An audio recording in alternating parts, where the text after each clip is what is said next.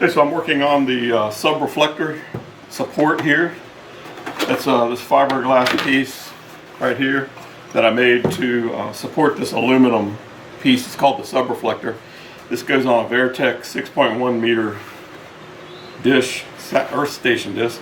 And so now I want to check it. I want to make sure that it doesn't have any air leaks or pinholes in it, because they pressurize this. This mounts on a big tube, and it's pressurized with a small amount of nitrogen to keep the moisture from building up in it. So now I'm going to take my jig here. This is part of the mold. I just took one piece off, and I attached this silicone hose to it, and so I can clamp it onto here.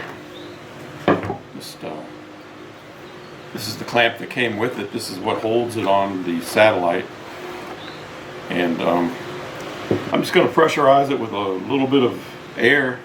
I've got a pretty sensitive gauge here. I'm just going to put maybe 4 or 5 psi on it through. I've got a regulator here, and then I'm going to be using this window film solution. It's basically, what was in there is long gone, but it's basically just water and a few drops of dish soap.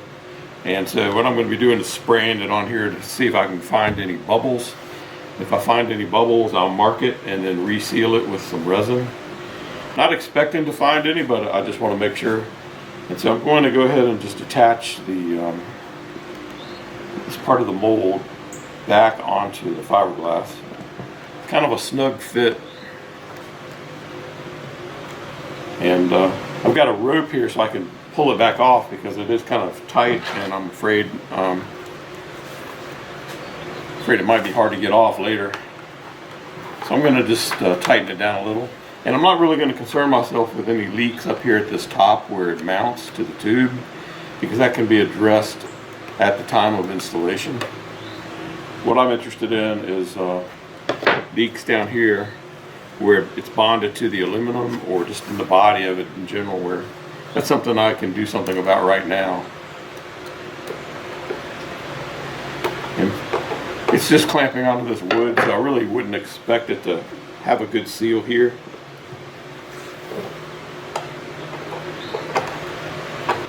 I'm not going to clamp it very aggressively either. So got it on there. And here's my gauge. And I'm just going to, there's a little T here, and I can just attach the T right there now. Basically I'm applying pressure inside there. So I'm going to slowly build up the PSI. I just want maybe 1 or 2 PSI.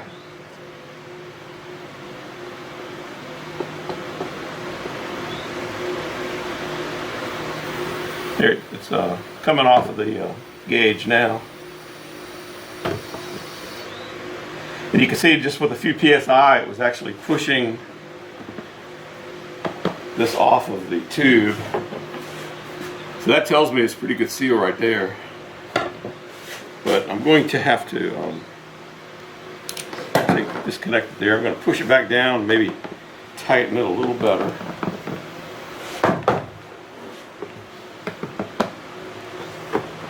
I guess when you have 1 or 2 PSI over such a large area, that can equate to quite a substantial force. I'll tighten it a little bit more.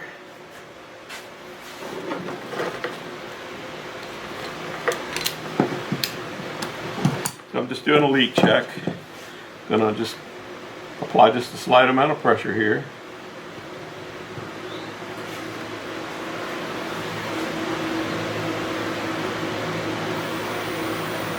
You can see it coming off of 0 there. And that's all I want to do, because that's enough.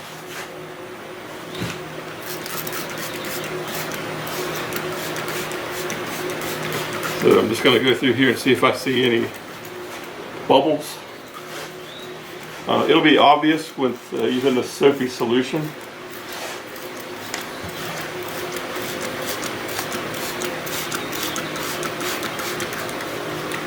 And you can see there's some up here, but of course that's understandable because I'm not expecting to get a good seal there at the wood. But that is proof that my solution is detecting the leak. But what I'm looking for are maybe some bubbles that will come up in this body.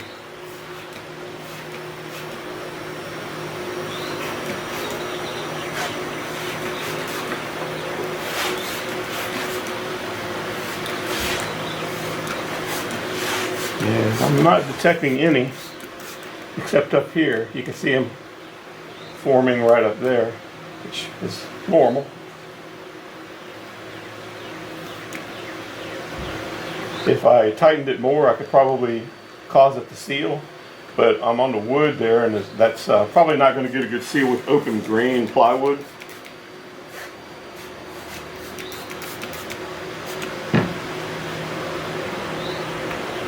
And also, under just a slight amount of pressure, you can really feel how rigid this has become.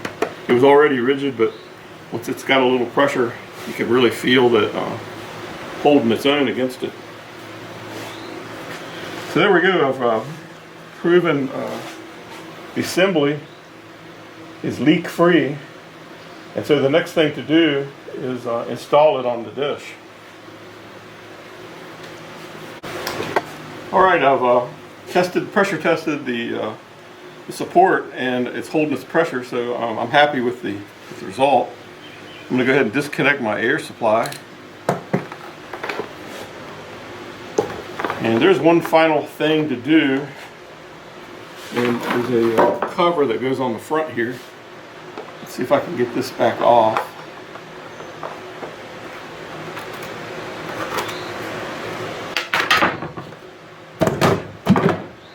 That's the test jig.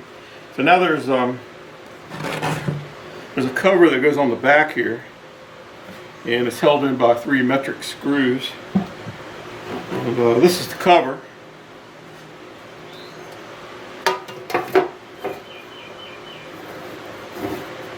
And there is a polarity to it, evidently. The pattern only lines up in one location.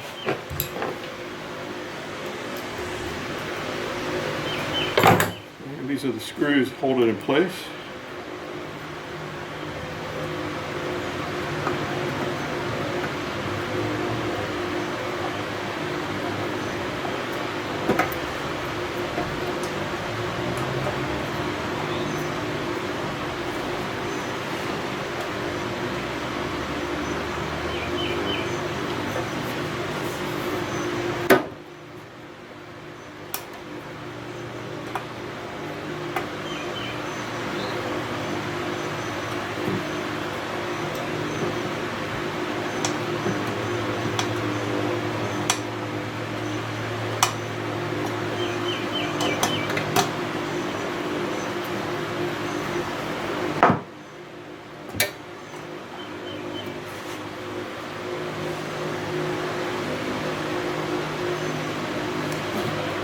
There we go.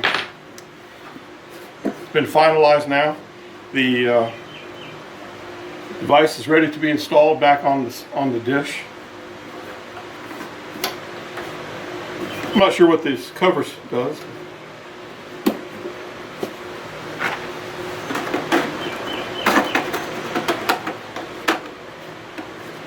Anyway, it's ready to go.